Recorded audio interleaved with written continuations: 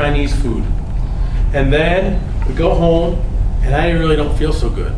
And I'm pretty much on the toilet, coming out both ends all night long, okay? And I call you the next day. Say, hey, were you having trouble last night? No, I wasn't having any trouble.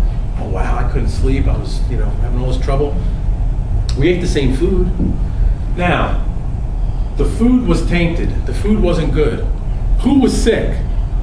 My body's doing the right thing by getting it out, purging it.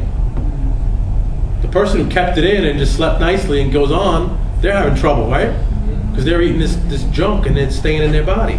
So it's a different way of looking at things, the way the body works. Symptoms are not always bad. A fever does not need to be brought down necessarily. Now, could there be a time where you want to make a child more comfortable, or even an adult, or it's getting real high? Of course.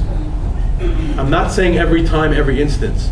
But certainly many of the time, it is the body in its natural wisdom raising the temperature to make it inhospitable for these foreign germs and such.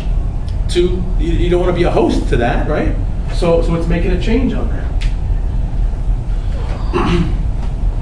The detection of brainstem pressure. How do we even know if we have it? It's not the kind of thing you're going to go, yeah, you know what, Dr. Arnaud is right. It makes sense. I've had brainstem pressure. You don't feel this kind of thing.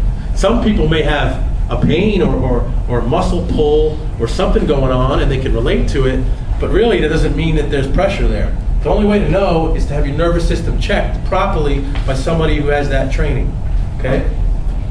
Now, what we use is the K4. It's basically what I talked about.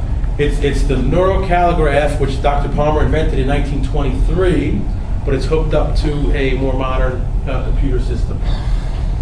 Pattern analysis is what we do to be able to tell if there's pressure there or not in the nervous system. Radiography or X-ray is going to show us how those bones are sitting. Are they sitting in the right position? Or are they actually misaligned and putting pressure there on that brainstem?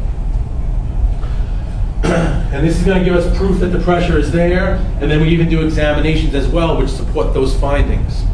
And typically we could do a lot of that even on a first visit with many patients, where we could figure out in one visit if there's trouble here or not, if we can help or not.